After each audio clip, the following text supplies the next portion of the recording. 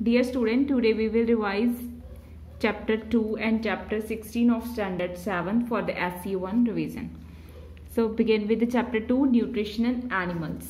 Here are some important points to remember. First one is animal nutrition includes nutrient requirement, mode of intake of food and its utilization in the body. इस chapter में क्या क्या हमने study किया था? Animal nutrition में nutrition कैसा required है एनिमल्स को, इनटेक ऑफ फूड कैसा फूड वो लेते हैं एंड यूटिलाइजेशन कैसे होती है फूड में इन द बॉडी में फूड कैसे यूटिलाइज होता है. The human digestive system consist of the alimentary canal. जिस ह्यूमन डाइजेस्टिव सिस्टम के जो पार्ट्स हैं buccal cavity, second is oesophagus, stomach, small intestine, large intestine, ending in the rectum and anus.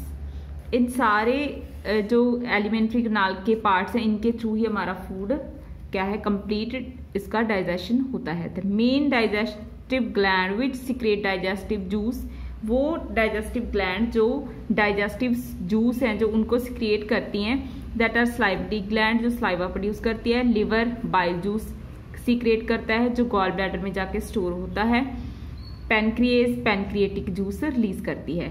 So and जो stomach wall है या small intestine की wall है वो भी डाइजेस्टिव जूस सिक्रिएट करती हैं. ये सारे डाइजेस्टिव जूस हैं जो क्या है फूड को डाइजेशन में क्या है हेल्प करते हैं.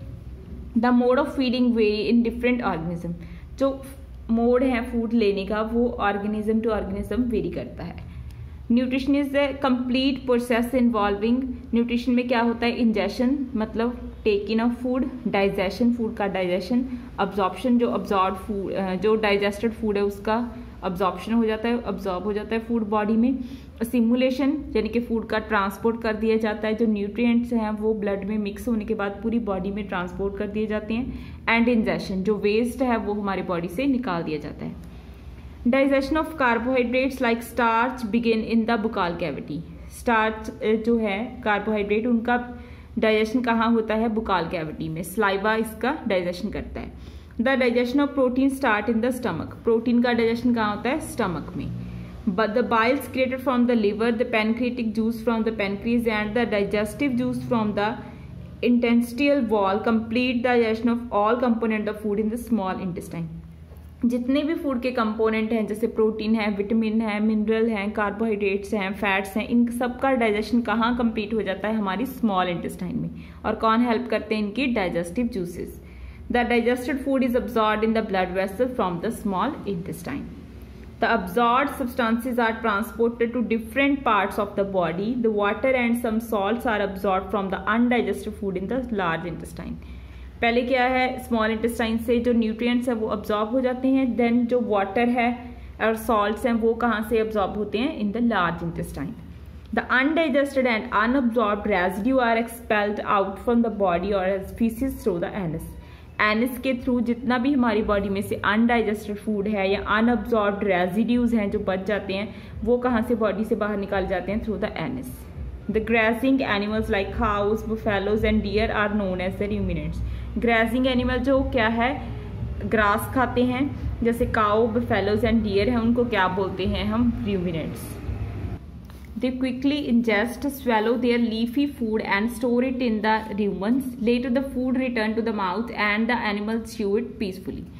जो रूमिनेंट्स है वो क्या करते हैं अपने फूड को स्वेलो कर लेते हैं, लीफी फूड होता है जो ग्रास होती है उसको स्टोर कर लेते हैं र्यूमन में, इस वजह से उन्हें रूमिनेंट्स बोलते हैं. उसके बाद वो फूड वापस अपने माउथ में ले आते हैं एंड इसको च्यू करते हैं पीसफुली और उसके बाद फूड का डाइजेशन उनके स्टमक में कंप्लीट होता है.